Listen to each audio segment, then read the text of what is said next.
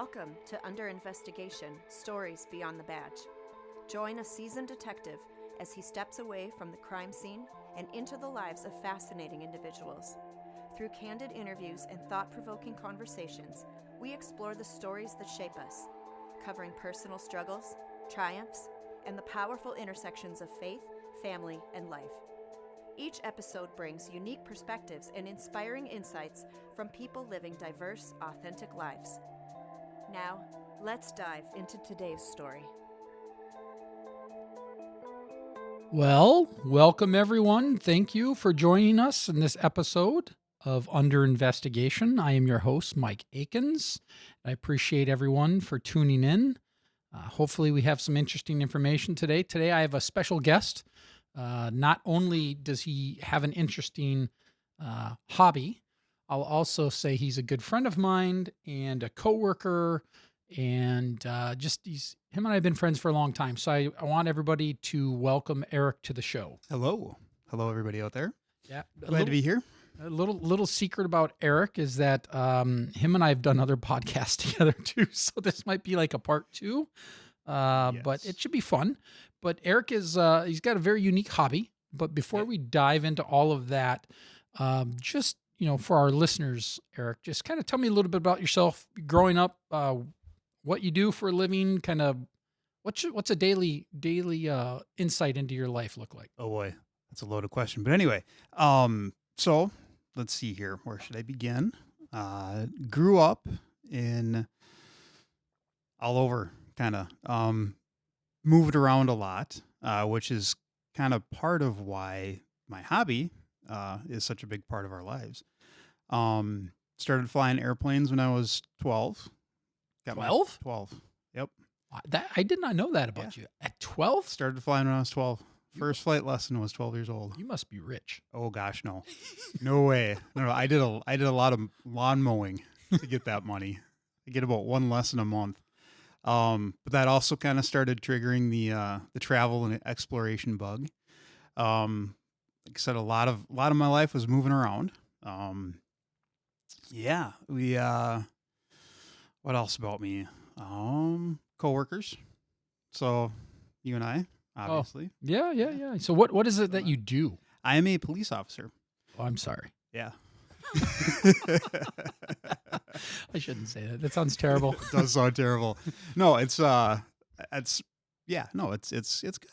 good. Maybe at some point we'll have you come back and talk about all your crazy stories as being a cop. But today we want to talk about something very specific. And one thing that I know because of our friendship, and something's always fascinated me, and I'm intrigued by this, is your hobby. And that, I guess, I don't know if the proper term is off-roading, overland. I mean, it's not overlanding, is it? Well, I guess it depends on what definition of overlanding you use. There's a lot of people out there that have different definitions of it. Car camping. Car camping. Not to be confused with glamping, though, right? Exactly. Yeah, there's no glamping involved in this.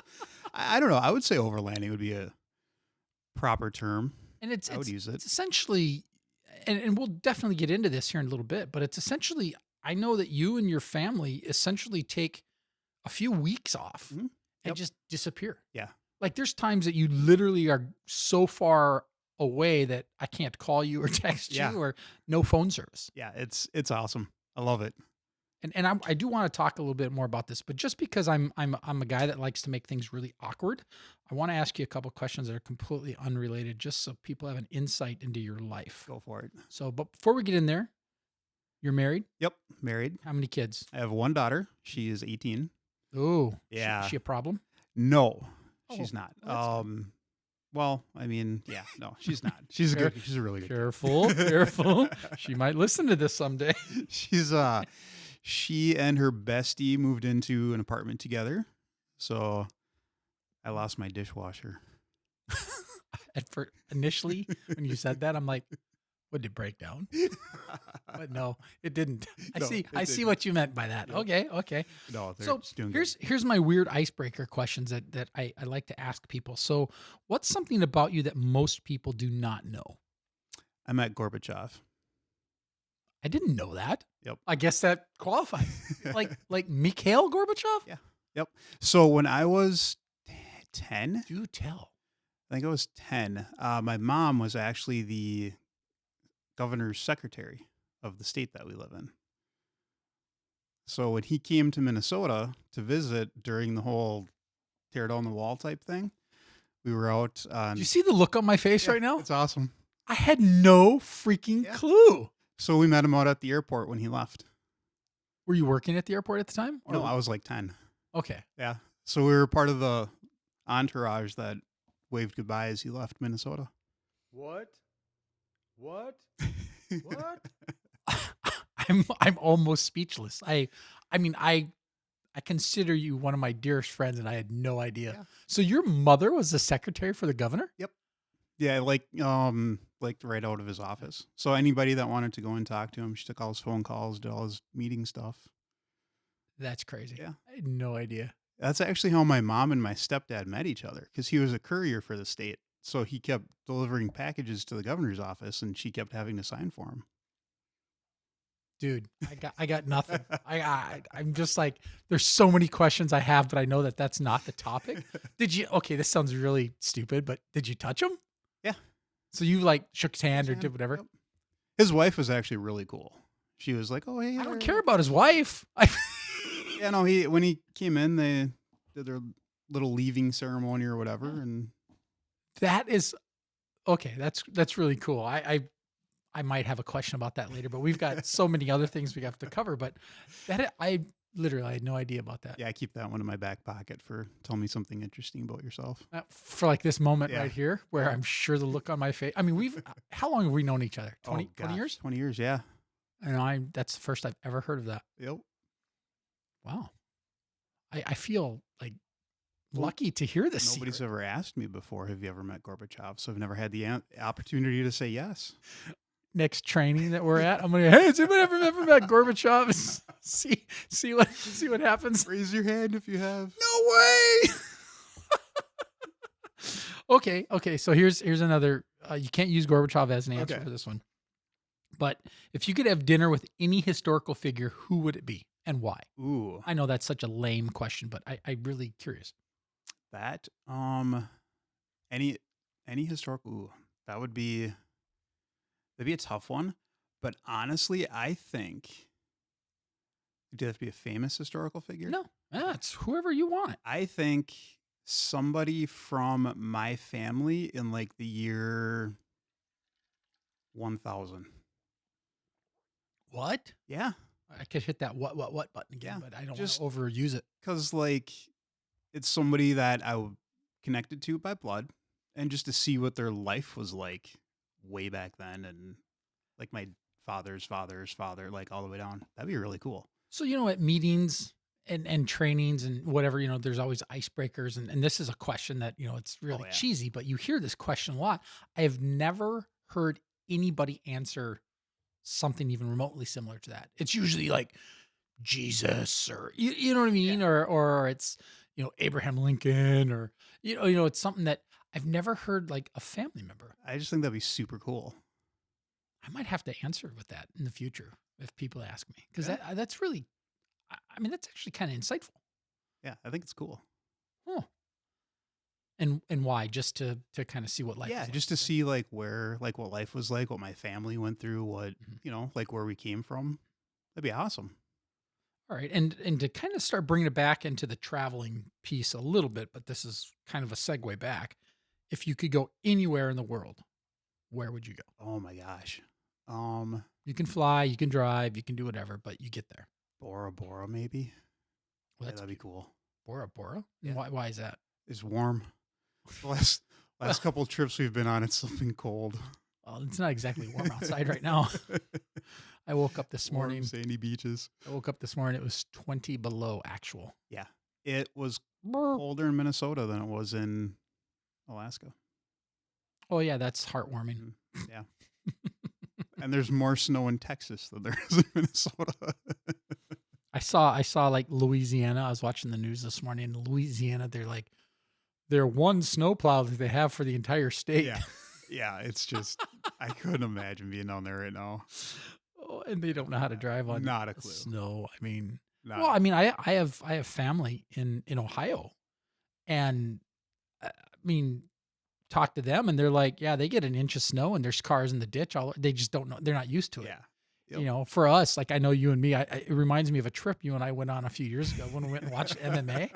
Remember that? Oh yeah. When it was like, I mean, what was it, like 6-9 inches on the ground? I mean, it was coming down, and you had your Jeep, and I was gonna say, we're in the Jeep or the Subaru. I think the Jeep. No, it was the Jeep Yeah. because it was fairly new, I think. Yeah. At the Yeah. time. Oh, that's right. Yep. And you're like, yeah, well, if we go in the ditch, so what? You know. Which again, okay, it kind of circles back to everything we're getting to. So let's, how did you, and you brushed on it a little bit, but maybe go on in a little more depth. How did you initially start deciding that you wanted to do this off-roading or overlanding as a hobby? So when I grew up, my family did a lot of traveling, mostly to move. The first big trip that I can remember doing was out to Maryland. We moved out to Maryland, packed everything up. My parents had just got a divorce. My mom got a job out there, and it was the adventure. It was the adventure that the Jacobsons were going to go on. So, we went out there, and just seeing everything and experiencing all the stuff that we did on our way out there, the people that we met, the places that we saw, that kind of triggered that travel bug. And ever since then, that's kind of been it. A lot of the stuff that I've done has been for traveling, for getting out and seeing the world and doing things like even flying. Mhm. Love flying. But a huge part of that is to see the world in a different perspective. Yeah. Getting up, above everything and seeing things at the 10,000 foot view. So just real quick. So when your family moved to Maryland, Mhm. it's not like you went from point A to point B. You went point A to B to C to D to E to F and like that kind of, I mean, you made it So more of an it was adventure? I remember it being a 3-day trip. It took us 3 days to get out there. How old were you? I was Roughly. 7, I think. Yeah, So you were about 7 years old. pretty young. Yeah. Yep. My grandpa and cousin who lived out east came to Minnesota to help drive the truck, and my mom, my sister, and I drove her car out there. Oh, okay. So it was kind of the caravan type Yeah. thing. But yeah, it was cool. It was cool to see, especially as a, 8-year-old, 7-8-year-old, just thinking the world is one thing and then realizing there's so much more out there. Even just, go to a different city. You get out further east, it's almost like a different country because every region, it's a different country out there. yeah, every region of America is its own thing, and it's got its own quirks and its own culture, and it was just really cool to see that. It's kind of, I think, where the bug came from. Okay. Yeah, just that the adventure of everything. So, you said you were about 7 when you went out there. Mhm. Did your family continue to travel as you grew up, or that's just kind of where the seed was planted? That's where the seed was planted. My mom was very much into making everything an adventure for my sister and I. And I specifically remember her saying over and over again, think of it as another adventure. And that was with pretty much anything that happened in life. So when we went out there, her first words were, think of this as another adventure. When we moved back to Minnesota, same thing. So real quick, and I don't, maybe I'm reading into this too much, but I'm just, in my mind, in my world, if somebody says, think of this as another adventure, were those like hardship decisions that were occurring at the time? Yes. Okay, because Yep. that makes sense to me. Yep. It was her way of reframing. And I think that's a lot of what we need to do sometimes is just reframe. And I'll kind of get to that when we get into more things. But it was her way to reframe the hard times. I like that a lot, actually. Yeah, and she used it a lot. I remember when we were out in Maryland, we went to visit my aunt, and we got lost and ended up in Washington, D.C. Great place to get lost. Yeah, at. I mean, family from the Midwest. I think we'd been out there for like a month and had no idea where we were going, and she'd get lost. And hey, Mom, didn't we pass that tree already? Oh, yeah, but think of it as an adventure. I mean, and she's like white knuckling because we're on, the beltway and got no idea where she's going. that's And awesome. yeah, So again, and you can totally tell me to pound sand, and I'm okay with that. What did you like at the time of all this moving? Were there also financial struggles too? oh yeah, yep, Okay. yep. So I can resonate with this because I grew up very Yeah. poor. So, it was me, my mom, and my sister for a really long time. I know there were times that she took 2, 3 jobs just to make sure that Yeah. food was on the table and all that kind of stuff. My sister and I were literally each other's babysitters. Yeah. Well, that's what you Um, did back then, Yeah, right? To exactly. survive. Yep, we were latchkey kids. Um, so, that's where the tightness of family came in for me. I respect that. That's good. Yeah, because we literally had nothing. At one point, the company that she worked for out there shut down, so she essentially lost her job. Mm. We had another adventure coming back to Minnesota. Actually, I love the framing of that. Another adventure back to Minnesota. we ended up living with my aunt for a while because we were homeless, Mhm. or housing challenge. I guess I don't know what Is it's that called. the politically correct I term don't now? know. You and I would call it homeless, Yeah, but exactly. somebody today would be yeah, they would call it challenge. Yeah, housing. Housing challenge. I Something. don't even know. But You we and I. didn't. The weird thing was never, like, looking back, realizing that that's why we were there. It never felt like that's why we were there. Yep. We were just there because that's where the adventure took us. Yeah. Gosh, So- I love that. I really do. I like that. So yeah, You don't know it's wrong at the time, or Exactly. not wrong, but you don't know it's a challenge Mhm. because you don't know what you don't know. exactly, and then that's where pretty much a lot of it came from. Is just, hey, all the challenges. It's an adventure. You see where it takes you. Wow. So fast forward that a little bit, right? Mhm. Let's like to your marriage. Yep. Somehow you have to convince your wife that let's go on an adventure. Oh, and How does that fold in? her. Explain. That's a really good one. And then of course you have a child Yes. at some point. Yeah. I Well, mean, she just got drug along because she had no choice. yeah, she had no choice. That was the beautiful thing. So tell me about how you got your wife involved and like Oh yeah. really how. I mean, just how your wife got involved in this whole thing, Well, she married me. for better or for worse, or what?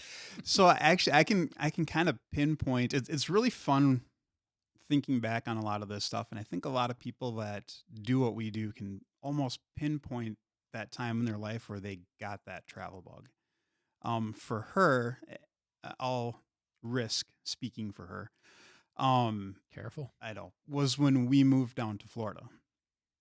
So she had a very difficult life that I won't get into. But where she lived was pretty much the only place she'd ever been. And then she met me, and I kind of changed that. Our first adventure together was when we moved down to Florida right after we got married. And what'd you do down there when you went to Florida? So I worked at a couple airports, and then I also worked for Discovery Cove doing photography. Discovery Cove. Is that a Disney chain? It's Anheuser-Busch. Oh, okay. It's that they have like a water park, and then you can swim with dolphins and all that kind of stuff. So I did dolphin photography out there for a little bit. Dolphin. yeah. Dolphin photography. Yeah, so we did That's a thing. a little side thing. When guests came to swim, have their dolphin encounter, You were that guy, we were the ones that would take pictures of them in the water and then give them the and then number. sell them the photos. Oh, I hated people like I you. hate sales.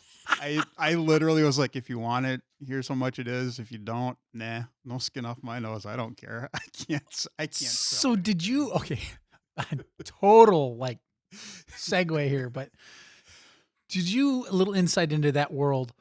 Did you get like extra pay if they bought the tickets, or is it just you got paid X amount per I got hour? paid the same. So you regardless. really could care less. I could have cared less. Okay, good. That makes me feel a little better when I told all those photo people, no, I don't want one. Leave me alone. Thanks. Or ignore them, when they're, hey, here's your number. I'm like, nope, I don't. Oh, you see, the thing is, we couldn't be ignored though. The way they set it up, Mm-hmm. they would have the, I guess, dolphin encounter people, Mm-hmm. got everybody into their groups, and then they did their safety briefing or how to be around the dolphins. Then afterwards, it was a captive audience because the safety people would come back in and talk to him a little bit about some stuff. And then they'd say, oh, by the way, we've got this guy over here, took some photos of you. If you want to buy them, he can tell you about them. Oh my gosh. I'm so going to have you back for another segment of something. I mean, you've got such a unique life. Oh, and that's not even involved in your current profession, because No. I know what that's like. So, yeah.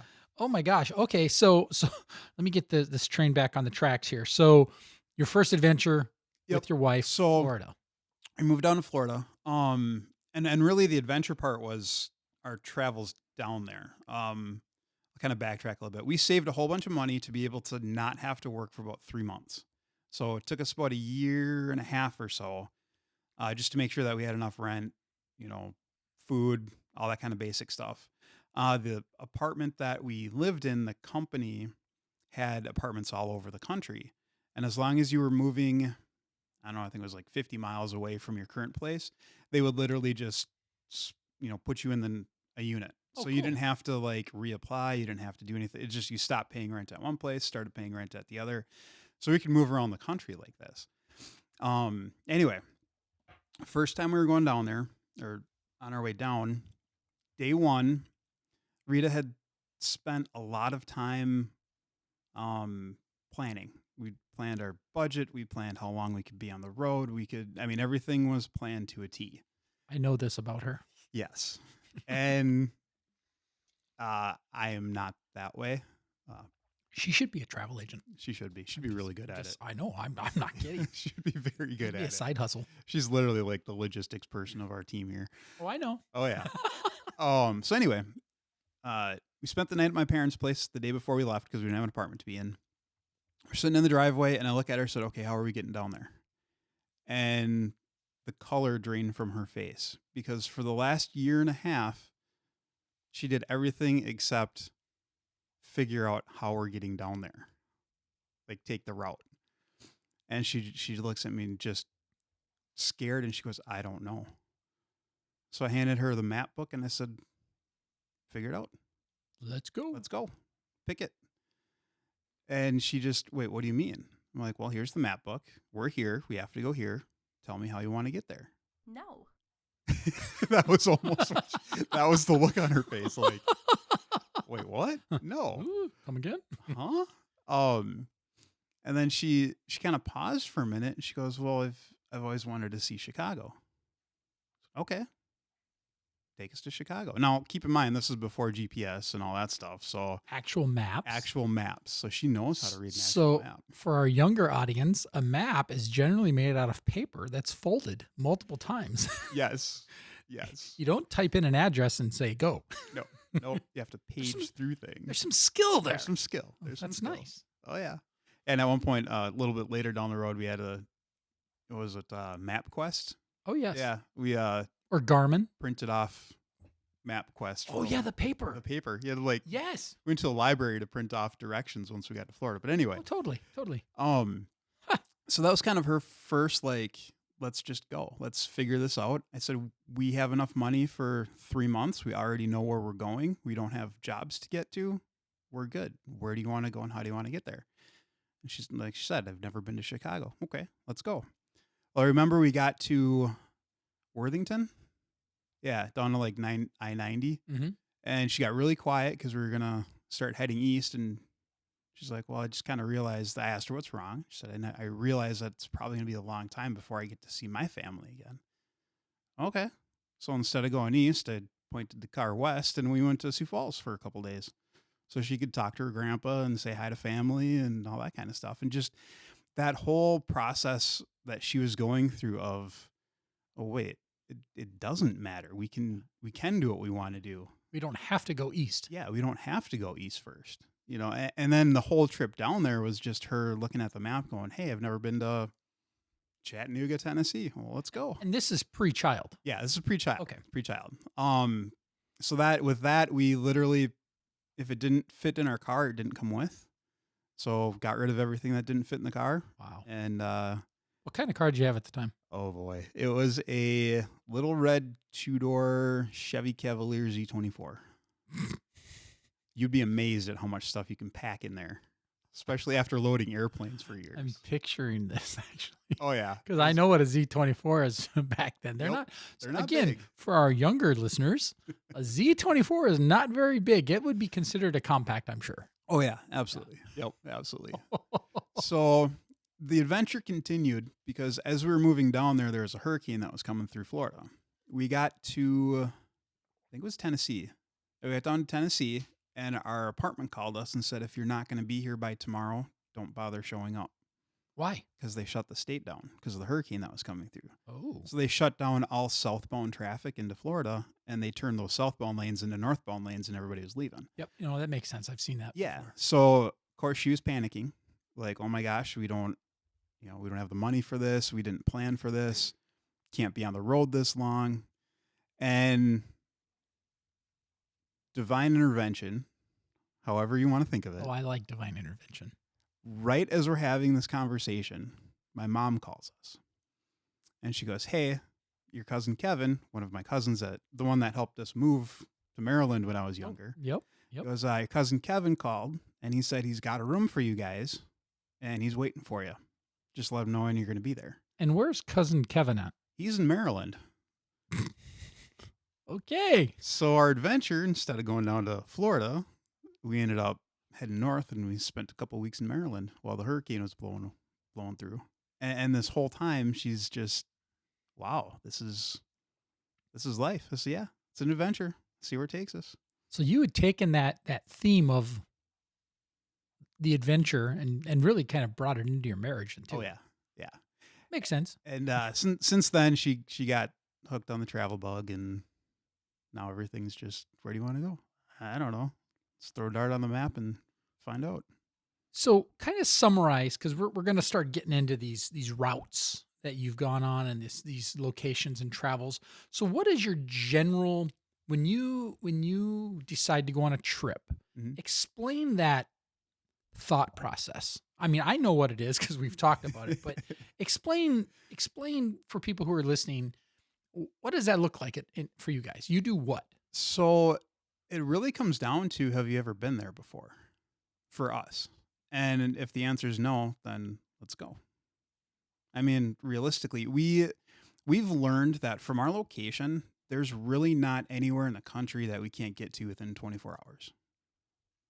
Of 24 just if driving you time. drive straight through 24, 26 hours, that can get you really far in America. And do you both drive? Yep. Okay. Well, I do most of the driving. I'm going to ask about that. She'll agree. Okay. She'll agree. So home base Mhm. is in Minnesota. Yep. So where is the furthest you've traveled on one of your adventures? Dead Horse, Alaska. It's right along the Arctic coast of the Okay. Arctic Ocean. And how long did it take you to get there? We did a 3-week trip. So we did a week out, a week around Alaska, which brought us up to Dead Horse, and then a week back. And it was about 9,000 miles total. Okay. So Fun. Yeah. And I don't want to fast forward too much. I want to kind of go back to how you build the routes. So backing up just a little bit, you said it comes down to whether you've been there or not. Yep. Okay. So you find X location, Mhm. never been there before. What do you do? So How do you plan the route? How do you plan like where you're staying? So step one, we usually just do a quick Google, from point A to point B. So how far is it? How long is it roughly going to take if we just took this route straight through? Then from there, a lot of it comes down to the route coming back, because we try not to take the same route back. We'll do basically a big loop. So a lot of times when people ask, where are you going on your trip this year? A lot of times I'll say home, because it's just a big loop and we come back home. Well, that's not what you've told me in the past. But I'm like, hey man, where are you guys going? I don't know. I don't know. We'll find out when we get there. But that's the part that kind of caught me, when I first learned that this is what you guys did for vacationing, basically. Yeah. Was like, what do you mean you don't know where you're going? Yeah. Because the route is never direct. No. That's crazy. It And used cool to at the be. same time. The route used to be based on obviously places that we've never been and states that we've never been to. So we could go there, check them off, see what it's like. A problem that we have now is the only state we haven't been to is Hawaii, can't drive the Jeep out there. Nope. So we're kind of going to places that we've been, but trying to take different routes. So you've been to every state in the mainland of U.S.? And then like 4 or 5 Canadian provinces. Right. Yeah. Right. Yeah. You've been to Mexico? I have. Off-roading? No. Okay. No. Just visiting. Just, well. Were you in it? Were you in the Tijuana jail? No. Because that look on your face, I was like, whoa, did you need bail money?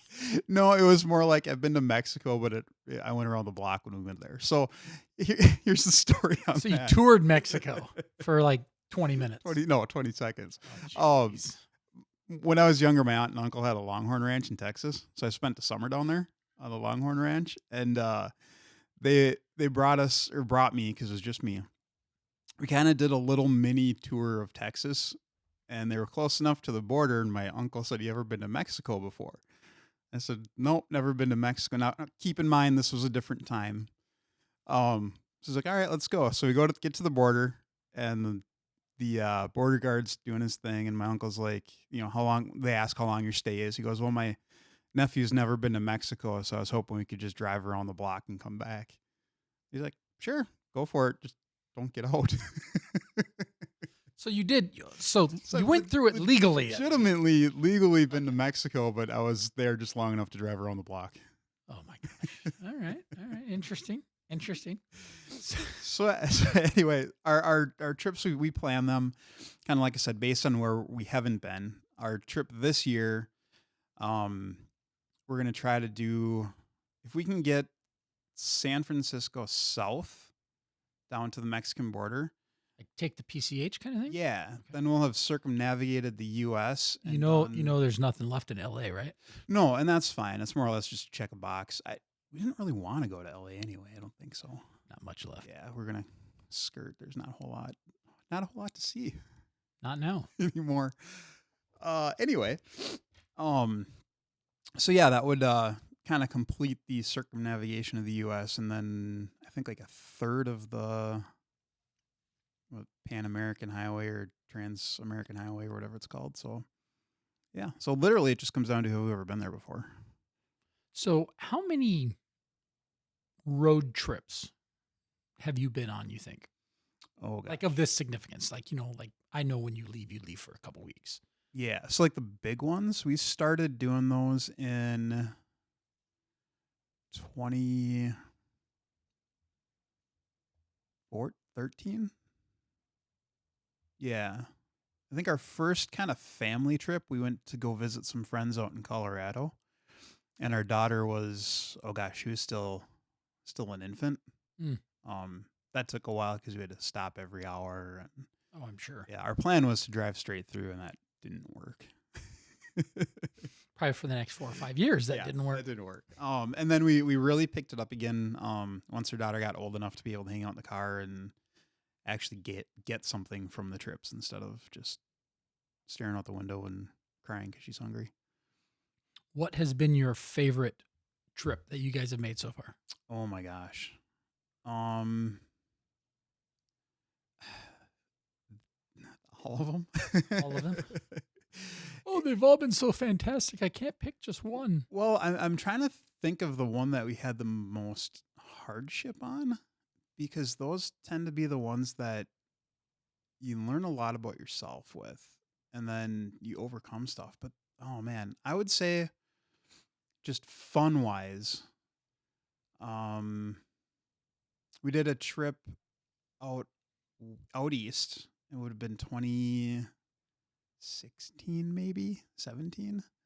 So we went out to the East Coast, got down to South Carolina. I remember we were having lunch in South Carolina, and our daughter was asking about when we lived in Florida and where we lived at and all that kind of stuff. So we did a quick Google map, and I was like, oh, we're only 5 hours from Orlando. We can cruise on down there and be there by dinner. So we took her down to where we lived in Orlando. Like literally the residence? Yeah. Yep. Fun. We drove her by it was an apartment. So the first apartment that we went to after leaving Minnesota, we took her down there, and then we were talking about Key West, and we're like, well, I mean, it's only another few hours from here to Key West, so It's funny how far you can travel and you just say it's only a few hours here, a few hours there. A few hours adds up. it does. Next thing you know, you're 13 hours away from your original. So, but here's that perspective thing, though. So my job, I'm in a car 10 hours a day. Yeah. So realistically, it's like, well, I'm in a car driving around for 10 hours a day. Transfer that to a road trip, you can get really far in 10 hours. Yeah, true. So it's like, oh, yeah, stop, get lunch. So we had we had lunch in South Carolina, dinner in Orlando, breakfast in Miami, and lunch in Key West. And then, And you remember that. oh yeah, because I drove it. Yeah, I suppose. Jeez. So you kind of stick into the trip planning piece a little bit. What kind of things do you have to do to prepare? I mean, like physically to prepare to go. I'm assuming you're making snacks or something. Oh, I yeah. mean, what do you do like the prior 2 weeks prior to departure? What are you guys doing? So basically, Rita takes care of the food, and God bless her for that. So she'll dehydrate beef sticks and she'll put together snacks, and so she'll take care of the food part. I do all the equipment stuff. So I'll take our last trip that we've done, worked out the equipment that we've used, stuff that we didn't.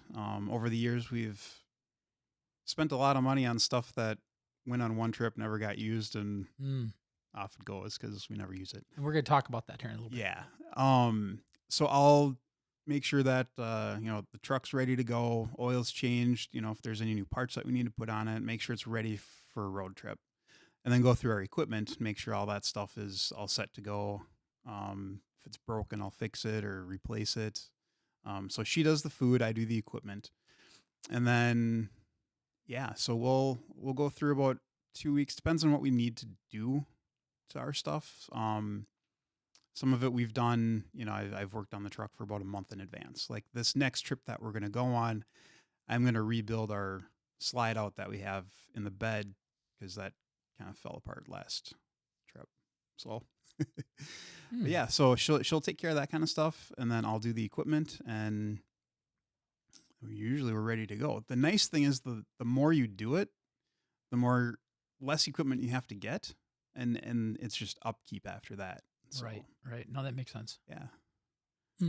So let's talk about your vehicle and what kind of stuff you're bringing. So what, you've mentioned a couple of times like road trip, but I also know that you camp in like parks, and off road. I mean, so it's not like I can jump in my little sports car and drive. I mean, you need off road equipment as well. Is that Yes. fair? Yep. So what do you drive on this? So I got a 2020 Jeep Gladiator. Okay, and tell me some of the things you've done to this thing. What kind of gear you carry? Give me an overview of that. We've got a lot. So last year I redid the suspension, so it's got a stiffer suspension than stock because when we load it up, it tends to sag a little bit, and the springs and shocks on the stock one don't really work out too well for. And you're a gearhead. Yeah. So you're doing it yourself. Yeah. Okay. Yep. We have a rooftop tent. I know there's a lot of people out there that, why do you need one of those? I need one of those because Rita won't camp if I don't have one. Well, if you didn't have that, what would be the alternative? Like ultimately what I'd love to do is get, there's a company, was it four wheel something. They make like the slide in. How am I going to get them to sponsor me if you don't even know what they're called? Four wheel. Oh, I'd have to look it up. Oh, Joe, you're killing me. I know. That could have been my big sponsor. Alumacab, I think, is also another one. Oh yeah, alumacab.com maybe. Yeah. They make those slider campers that you see on pickup trucks, but they're a little bit smaller and they fit for off-roading, so they fit inside the bed and make life easier, so you're not hanging up on trees and talking like literally a camper that goes in the bed of a truck. Yeah. Oh, okay. Yep. And then they pop up. It's like the top little bit pops up so you can have room to actually stand in it. That would be ideal because it's a little bit more weatherproof and warmer when it's cold. Sounds expensive. Cooler. How much are they roughly? The last one that I looked at for fun was like 20 grand. Whoa. Yeah. And that goes in addition to a $50,000 Yeah, vehicle. exactly. Oh yeah, that's fantastic. Yeah. But anyway, so we've got Guess who's not going to be overlanding anytime soon? This guy. So we have a rooftop tent that we got on a great discount. Otherwise, we probably wouldn't have it. Probably wouldn't be doing what we're doing because Rita doesn't sleep on the floor in the desert with scorpions and snakes and all that kind of stuff. I carry traction boards. I got a winch, bumper, first aid kit, everything that we would need to get us out of being stuck. Because where we go, we tend to be by ourselves. So whether that's fun or stupid, or a lot of people say don't do this alone, but I think if you're prepared for it, and then you also recognize your limitations, and you're smart about it, you'll be okay. There has been a few times where Rita said, "Hey, we shouldn't go down that trail because we still have to drive this home," and I had to listen to her. Well, it's good that you take advice. Her, she's got a kitchenette that we use. It's basically made out of, I think it's a Craftsman toolbox kit. Okay. I was going to ask you what I mean, explain a kitchenette on the back of a truck. So everything that we've got, it sounds really cool, but a lot of it is either homemade or we got it super cheap because this stuff is expensive.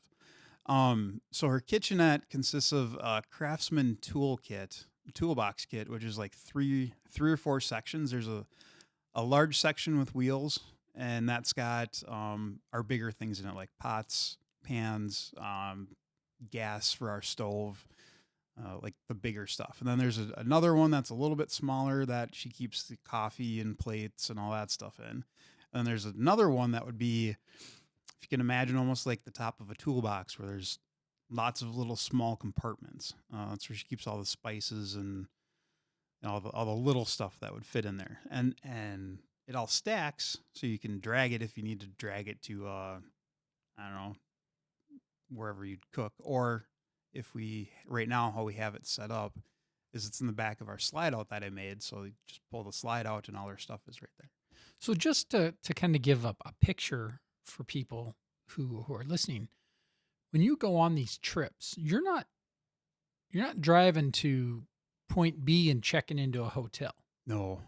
I mean, are you literally going off-road camping nightly? Yeah, mostly nightly. We'll do a hotel like first night, about halfway through, so we can shower and clean up a little bit. Yeah. And then our last night, just as a, hey, we did it kind of thing. But no, when we go out, we're on 2-track road, and we might be the only people within 10, 15 miles. We find a lot of our stuff on Bureau of Land Management land. So national forest, we can't do national parks unless they have a campground. But national forests and national grasslands, they've got motor vehicle usage maps for all of the different areas around the country. So this is something that if somebody's considering doing this would be something to take advantage of. Yep. So this is kind of how we started. And so there's an app out there called Avenza. It's free, and they have it on both iPhone and Android. What is it? Avenza? Avenza. How do you spell that? Avenza. Avenza. Yeah. So that's how we started. So you can go to the Avenza maps or the Avenza app. You can download apps. Some of them are paid. So all the national forest routes are free because it's public information. So they put those maps out. You can download those maps to your phone or tablet or whatever. And so when you're off grid, they still work. And they've got, so all the trails out there are all mapped out, and you can see where the trails go and if it's a place that you can camp or not. So, so we'll find these trails if we're rolling through, I don't know, South Dakota, and it's 3:00 in the afternoon, and it's like, all right, time for us to start trying to figure out where we're going to stay for the night. We'll open up the Avenza app, find out what national forest or national grassland we're around, figure out how far away we are, and then just start picking some random trails to check out. So are there any rules? I mean, can I just camp wherever the heck I want? I mean, how does that work? So the National Forest Service, you're not supposed to camp within 1 mile of an established campground. Is that like a wink, wink kind of a thing? Yeah. No, I'm serious. Yeah. Okay. Yeah? No? So the Don't, rules. don't incriminate yourself here, So their rules are officer. you can't camp within 1 mile of an established campground. A lot of these national forests and grasslands have some kind of a campground. I wouldn't say that they're like the KOA style campground, but there's a spot and a fire pit. But they've established that as a campground. So you got to be a mile away. And then if you look at the maps, the way the roads are marked, they have black dots on both sides of the road. Those roads that have black dots, you can camp off of anywhere as long as you're outside of the 50-foot mark from the road. So 50 feet away from the road, and it's got to be a road that's marked with black dots on both sides. So what's that mean? You just pull off and drive? Yeah. If you drive 50 feet off the road and park it? If it fits, it ships. I like it. Yeah. Yeah. So, yeah. See, this is the fascinating stuff to me. It's like, how do you make it, the decision points? Mhm. So you're literally, using this example, you're cruising through South Dakota on your way to Alaska, wherever. And you're like, oh man, it's going to get dark here in a couple hours. We should probably find a place to set up because, right? I mean, I'm assuming you're thinking sunset and, all that kind of stuff. You got to get established. Yeah, we try. That sounds like there's some stories there. More than once where it's been dark. But in theory, you're traveling in this national system, national park system? Forest. National forest system. You're on a 2 black dotted road. Yep. Drive 50 feet off, throw it in park. Yeah, you're good. Set up golden. shop. Yeah. Wow. And that's free. It's all free. And you can stay at your spot for 14 days. How do they know? Well, they don't. Oh, yeah. Okay. But that's just That's the rule. Yeah. Okay. So you could camp there. You can for 2 weeks. Yep. You can camp there for 2 weeks. Dang. It's kind of cool. It's all free. So, I mean, that's again, for people who are listening, that's one way to shave costs. Mm-hmm. Yep. Right? Yeah. I mean, if you're not at a hotel every night, that's, $150, $200 on the cheap end. Yep. You're golden. Yeah. Our first trip out west that we did, I think our total cost for lodging was like stupid small. I want to say it was probably $300, $400, and we were gone for 3 weeks. And that's because you're camping. And that's because we're camping on all these free sites. Okay, silly question, but you talked earlier like, yeah, halfway through the trip you stay at a hotel just to kind of clean up. But I mean, in my mind, I'm picturing, hey, there's a river, let's go clean up. I mean, do you do that? We can. We haven't. Okay. But that's a possibility. I would. I don't think Rita would. Okay. And for the environment people out there, there are soaps and stuff that you can use that are fish friendly. Oh, So. yeah. I was thinking that. But I mean, in theory, Yeah, absolutely. you could, right? I mean, because I'm maybe I'm divulging too much, but I need to shower every day. Yeah. I get, my skin just feels weird if I don't. So if I'm that guy, I just have to find a river. Yep. Nearby. Yeah. Or, I mean, can you do things like, I don't know, lifetime membership Yes. or So I'm going to go into the gym and I'm not really going to work out, but I'm going to go shower. And we did do that when we were members. Yeah, we had a gym membership. Okay. And we would do that. I remember doing that specifically in Tahoe. It's kind of one of those we need to. Great minds think alike. We all need to shower, and so hey, you stink, Eric. Yeah, it's time to shower. It's been said. It's been said. We need to shower. But yes, please. That's actually like for people that van lifers. Oh yeah, yeah. They do that a lot. They just have a membership. You just have a membership at a gym, and you can go shower and work out and shower again or whatever. Yeah, interesting. Well, I mean, it makes sense, but right? You're trying to do this on a budget. Yep. So that is one way of trimming costs is camp. Yes. Yep. And I'm assuming that's also part of the excitement, though. It is. It is the places that we've been, the campsites that we've had is. I mean, you've seen pictures. Mm-hmm. Just it's incredible. And you're gonna have to send me some of those pictures so I could post them. Oh yeah. Because you've taken some phenomenal photos. Reversing just a little bit when, for the listeners that, you're a photographer too. So the photos you take Amateur. are stunning. No, dude, I happen to know of a couple of your photos that might be on large canvases at our office Yeah. because you've taken nice photos. So that's another gift that you have. But when you're heading out, I mean, camping is part of the adventure. Oh, absolutely. Yeah. Yep. And getting away, and that part of that's job related, just getting away from people and recentering, and not only the getting away from people, but meeting people too. It's a weird bipolar thing. Do you try to, do you go out of your way to meet people on these trips? That's the cool thing. Don't have to. But do you? Rita does. She's definitely Is she more social than you? She's definitely she's the one that will talk to people in line at the grocery store, and I'll be standing behind her going, "Oh, can we just get her stuff and leave?" I knew I liked her. I knew I liked her for everything. Yeah, she is definitely way more extroverted than I am. So Are you kind of like, just leave me alone, put your head down, kind of like, yeah. just let me go? Yep. Outside That work. also might be, I was going to say, that also might be a work thing too. Yeah. Because when you disconnect, you like to disconnect. Yes. Yeah. Yeah, I totally get it. Yeah. Some of the places that we found, like, it's almost like opening up a Christmas present sometime. Remember kind of when I commented that, and we don't always make it before dark? Oh, yeah. Mhm. Yeah. Well, a lot of the places that we find, we have no idea what it looks like because it's dark and we can't see anything. And then you wake up the next morning and you're like, wow, we picked a really good spot. Or a really bad spot. A really bad spot. Oh my gosh. Oh, yeah. I couldn't. I suppose. I mean, if you pull in and it's dark and it's, you're tired, you get set up and go to sleep, wake up. Holy cow. I mean, Holy cow. Oh, yeah. It's just like, it's beautiful It is. or it's terrible. I mean, yeah, I suppose. Geez, I didn't realize we were so close to a cliff.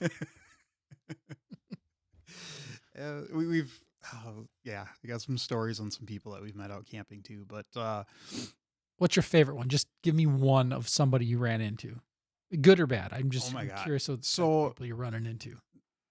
okay, I could do one of each if you have time. I don't know. Sure, I got nothing but time. So we were in New Mexico. I can't remember what national forest it was.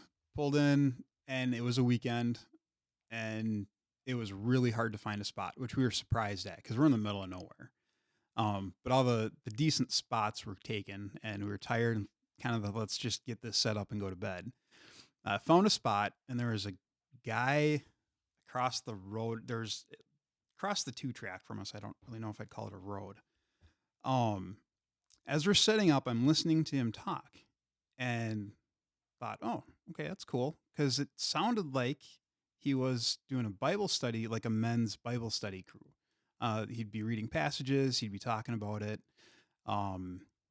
Not a problem. Everything's cool. Did you go join them? No, we were setting up and going to bed. So got our stuff set up, and he was doing this late into the night, which not a problem.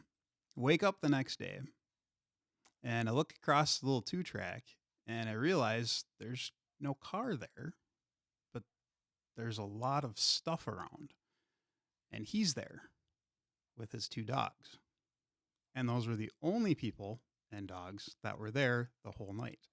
He was having Bible study with his dogs Amen. by himself. Really? Yeah.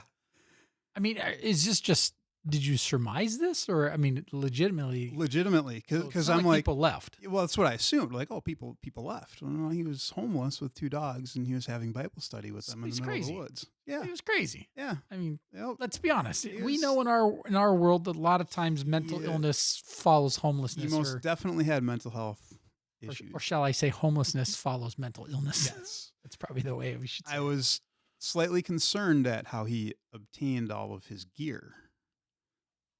Oh, did you check yours closely? We did. We Yeah, did. well, We again, took thinking. stock of what we had as we were packing up to get out of there early the next day. So did you go introduce yourself to him?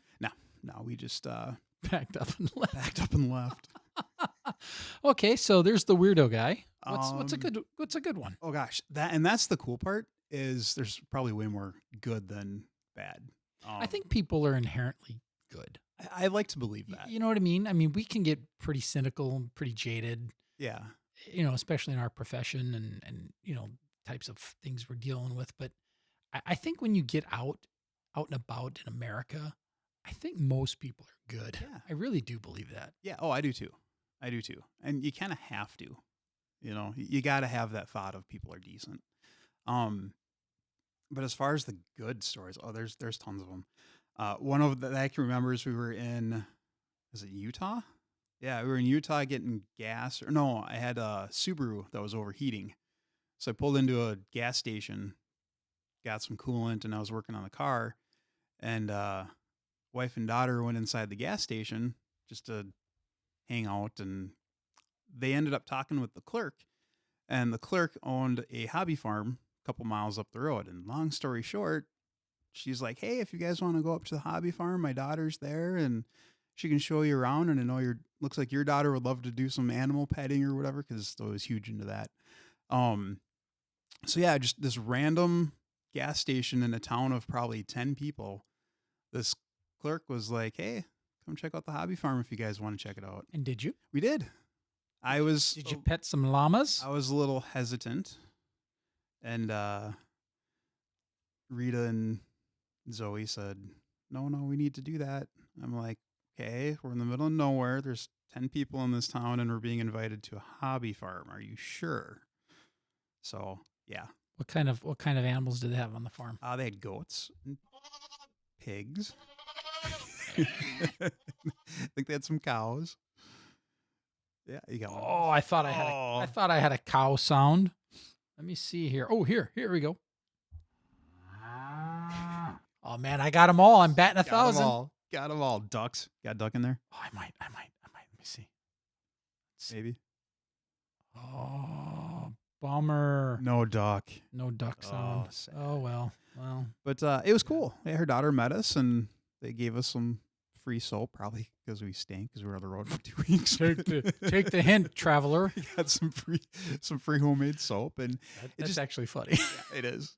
It is. But yeah, the people that we meet out there is really cool. So, as you're traveling, what is like, because I'm assuming you have to prepare for breakdowns, mechanical issues. You just mentioned, one of your trips to Subaru is overheating.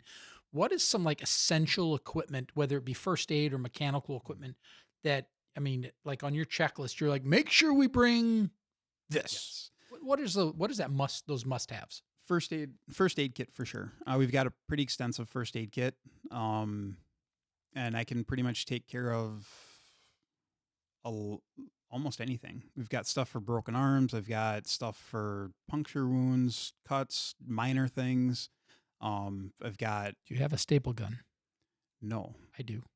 That's a good one. You never know, man. Just saying, they're not that expensive. No, that's a good idea. We use super glue. Got that. I've got one in my go bag. Yes, staple gun and super glue. That's a good one. I got a bag valve mask with all kinds of stuff. Just if I got to do CPR, we can do that, and it's helped out. We've come across some people in need and used our stuff. So. You ever come across like a crash? Yeah, we were in California, and a dude was on his bicycle and got hit by a car. Ouch! I think he was like 2 or 3 cars in front of us. Got smoked. Yeah. Did he make it? Yeah. He didn't get smoked that bad. Didn't get smoked that bad, but enough. Gosh, terrible. Enough to. It was really cool though, because the guy that hit him, after the medics came and didn't do anything out in California, yeah, it was really weird, because they left and the guy's sitting on the side of the road still bleeding. And I'm like, did they help you? And he's like, well, they asked if I wanted to go to the hospital, and I said no, so they left. They didn't do anything. Nothing on site. No bandages, no nothing. Wow. So I broke out the med kit and bandaged him up, and I'll be your buddy. Yeah, exactly. And but the guy that hit him threw his bike in the back of his car, took him to the hospital, and on the way he was talking about buying him a new bike before he dropped him off at home. Oh wow. Yeah, it's like, huh. See? Yeah, people are generally good. They're inherently good people out there. So yeah, as far as that goes, how about mechanical? Mechanical, tools. I carry it's like an ammo can full of tools. I kind of went through just working on the Jeep and knowing the most common nuts and bolt sizes and all that kind of stuff. Put a little tool kit together, and I can pretty much fix almost anything on the Jeep. Is your Jeep pretty reliable Um, mechanically? yeah, I'd like to think so. Yeah, I mean, Jeeps aren't known for reliability. Oh, So took a little bit of a risk getting it. But it was the fun factor, I guess. I'm not. I like Jeeps, but I'm not like a fanboy. I would next truck will probably be like a Toyota or something. Yeah. Get Yeah. yourself a Highlander. Yeah. F-150. But yeah, everything that we have is I gear it so if we need to fix something, I can pretty much fix it. I've got stuff for electrical issues, so wire cutters, and if I have to splice wires together, I can do that. But med kit and tools, because the tools are the med kit for the truck. All right. So let's talk like not real super long, but like let's talk a little bit about like the family dynamics that goes into this. So I mean, all this off-roading, road tripping, what do you think it's done for your marriage, for your relationship with your daughter? I mean, what kind of I mean, I have an imagination of what it's been positive, I would hope. But Absolutely. I mean, tell me a little bit about that. I mean, I think it is a really good way to work out in your marriage how you're going to problem solve. Because we come across problems and issues, something breaks, or we get lost, just that conflict resolution skills and being able to put the emotional aside and think logically, because if you're stuck in the middle of nowhere, the closest person's 20 miles away, you can't be emotional about it. You got to think logically through how are we going to fix this? Like, what can we do together as a team to get us to where we need to be? It's a fantastic point. Yeah. Yeah. Because we have to rely on each other. And I think it taught us to be able to rely on each other. And it showed us that there's not a whole lot that we can't accomplish together as a family. My strengths and my weaknesses are all covered by, my wife. So what she's strong in, I might not be. All of them? Well, not all of them, but Sorry. My good looks. No. But it really comes down to working through issues and being able to do it in a productive way. Mm-hmm. We've had fights and arguments in the car, and of course, our who daughter hasn't? could more than attest to that. Even just something as simple as we've argued about going down a trail. I really want to go that way because I think this is down there. We should go there. And she goes, no, we can't. We shouldn't do that. So it's like, well, do we fight and scream and yell and throw things around, or do we listen to what each other has to say? And is it productive? Yeah. I think that's probably the biggest thing that's helped is just conflict resolution and doing things together as a team. So what about your daughter? And what I mean by that is like, okay, as an infant, as a parent myself, we know that different stages are different things, infants are 100% dependable upon you. Yep. When they're 8, yeah, they could find something to do, read a book in the back. When they're teenagers, they're probably like, let me drive, or, what I mean, what I'm saying? Like there's different stages. And how has that helped your relationship with your daughter, if at all? Oh yeah. Huge. I know for her, it taught her patience, lots and lots of patience. She's spent hours sitting in the back of the car, as we're driving around, and, early on, probably self-soothing, learning how to just go with the flow, find something to do. She is super laid back, and we got lucky with that. So her personality made it easy for us to do what we Are we there yet? Nope, never. Well, I think the couple times that she did, it was because she was excited to get somewhere. Oh, okay. Like for going to a water park. Not bored necessarily. No. She's always found stuff to do in the back. She's always learned how to just chill, relax. She'll read a book, she'll draw, she'll be on an iPad if we have connectivity, stare out the window. As she got older, she was a little bit more engaged in where we were going, what we were doing. And then as she was able to start driving, that was kind of nice because then she could get in the rotation and give both of us a break if we need to drive. So that'd be nice. yeah, that was kind of cool. She did a lot of driving when we went up to Alaska. She helped us out there. And she also got to experience a lot of really cool things. Like her first time driving a car was on the land speed record track in Salt Lake on the Salt Flats. Well, there's certainly nothing she's going to hit. Well, that was my thought. Uh-oh. Please do Yeah, tell. she, because we're on the Salt Flats, so obviously you don't have to be 16 to drive.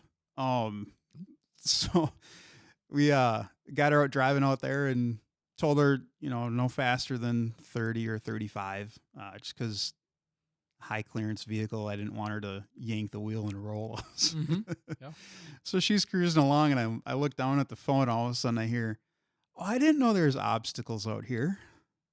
I was like, "What are you talking about?" I look up, and it's one of the marker cones for the land speed record track. Oh, that they have like every, quarter mile or whatever. We didn't realize that we were actually on the track. So That could be problematic, I would imagine. I was like, okay, let's take a nice easy left and just keep going straight that way. Let's get out of here. But memories, though. Yeah. You know what I mean? Yep. Those are memories. That's something funny. Like for me, my first time driving a car was backing my mom's car out of the garage onto the driveway, which is like 3 feet. Her first time driving a car was on the Salt Flats in Utah. Yeah, that's cool. That's just, that's pretty neat. yeah. So do you guys have any, I'm kind of careful how I say this here, but like any fun traditions or rituals, for lack of better terms, like that you do on every trip when you go together? Like anything, like you go to a Red Lobster on every trip. I mean, I don't know. I'm just trying to think here. We try to make sure that we don't, I guess a tradition would be not Red Lobster, for example. We never go to any restaurants that we have here. It's all I like that. mom and pop local restaurants that we check out because A, we don't have them here, and B, a lot of those places are really good. Oh yeah. Dive like greasy joints Yeah. kind of stuff. Oh, absolutely. Yeah, we were Upper Peninsula in Michigan, and we were looking for pasties. It's like a it's a treat of some type, isn't it? yeah. Well, it's almost like a sandwich, kind of, but not. I don't really know how to explain it. I'm not good at explaining food. Anyway, Seafood, eat food. exactly. So we were looking for a good place to eat those, and one of the local guys was like, "Yeah, go to this place. It's 2 miles away." And we show up, and it's literally just a white brick building with no windows. They were like, was he like Sketchy. joking? Like, is it for real? So I send Rita in. Yeah, exactly. So I'm like, hey, we should go see if this place is open. Anyway, we get there. Best ever. Really? See, Best I ever. love places like that. Middle of nowhere. Best ever. Jeez. So yeah, I would say that's one of our traditions is never eating at a place that we can eat here if we do eat. So, of all these places you've gone to, I know you love outdoors, wildlife, scenery. What do you think has been the most breathtaking scene that you've ever looked at? Look at me all formal. Breathtaking scene. Man, And if so, I want a photo of it. that's hard. Because we've seen a lot of really cool stuff. I mean, okay, your trip to Alaska. I can imagine there's Oh. got to be tons of places up You there. can't take a bad picture in Alaska. Like a blind man could just take a photo and it's going to look amazing. Alaska was really cool. It's really gorgeous out there. The south rim of the Grand Canyon. Oh. We spent the night out there. That was cool. I'd probably say that one probably is the most like South rim of the Grand Canyon. Yep. They got a lot of places out there where you can camp for free right on the edge. So right on the rim of the south. Like throw a rock over the edge kind of thing? Yeah. I'll send you a picture, but literally like our chairs are set up right at the edge. Yeah, I don't know about that. Oh, Yeah. man. All right. So think of the future here. I mean, we've talked about kind of vehicle setup. We've talked about preparation. We've talked about what, the family stuff. Are there any places in the future that you're really looking forward to going to? I mean, I know you've gone to tons of stuff already, but Yeah. anything in the United States? You talked about Hawaii, which you can't really drive there, but outside of Hawaii, which you haven't been to, is there any places that you're looking forward to going to or hoping to go to? Back to the Southwest. Southwest. Yep. I like it down there. Okay, and you answered that pretty quickly. So what's driving you or what's pulling you towards the Southwest? It's just so different from where we live now. I think that's why, because the environment is just a completely different environment, and it's cool. We last summer, nope, last fall. I'm getting them confused now. We went to the Northeast in the fall time, but it was neat, but it really wasn't a whole lot different than where we're at now. Like, just the environment was the same. But you go to the Southwest and the deserts, the mountains, it's so different. It's cool. Like, I love it down there. And there's tons of places to off-road, and there's so many places to camp for free, and it's easier. Yeah. So. Yeah. Interesting. Yeah. Well, I'll tell you what. I mean, there isn't a whole lot more that I wanted to ask. Is there anything that you wanted to mention that I maybe just didn't open the door for? It's kind of like an interview, right? A law enforcement interview. Is there anything you want to confess to? Anything that I haven't mentioned that you think is pertinent to what I'm talking about? Yes. To my investigation. See, this is under investigation right here. It is. I saw what you did there. Maybe there isn't, because I've asked all the cool questions. I have no idea. Well, maybe getting back to planning. One of the things that, and I've been asked this before, and I keep forgetting to say it, but you can never. One of the things that we came to terms with very, very early on was you're never going to see everything. So if we go to Colorado, one trip to Colorado, we're never going to see everything in Colorado. How we end up doing it is we'll figure out the routes that we're going to take, and then we'll look at what's along the route and kind of make it like, okay, this is pick number 1, pick number 2. If we get to this, then we'll see it. If not, we'll grab it next time. So if you do travel and you do long trips, just keep in mind you're never going to see anything, and don't try, because you'll get really frustrated by missing stuff. It just means you get to come back and try it, do it again. Yeah. And then go. Like I said, there isn't really anywhere in the country that you can't make it in 2 days. Just go. Right. I have a couple more questions for you. I hope you can remember this, but I know that your vehicle has its own Facebook page. Yes. Do you know what that is? Can people follow? Is it public, or is it only for friends, or? I believe it's public. So if I wanted to follow your adventures, how would I find you? It would be Adventures with Not Ron. Adventures. So what? Facebook.com? Yep, on Facebook. So like Facebook.com/adventures with Not Ron? Yes. That's literally That's it. Yeah. All right. So if you're interested in following Erik and his adventures and seeing some of his past adventures that he's been on, go to Facebook.com/adventures with Not Ron. Yes. And I'm sure there's a crazy story about Not Ron, but we'll skip that for now, because I don't want to keep everybody too terribly long. So, final thoughts as far as any advice you would give to somebody who's interested in maybe wanting to start this? What would be their best first step? Pick someplace close, like 10 hours away, because if something goes wrong, you're not too far from home, and go and do it. You don't need everything in the kitchen sink. Figure out basics. Maybe that's one piece of advice that, we have. When we started this, we packed everything that we thought we'd ever need and used less than half of it. The process that we used real quick was, if we used it, it got a green sticker. If we didn't use it, it got a red sticker throughout our trip. So when we got back, all the red stickers got kicked out, unless it was like a medical kit or something important like that. Right.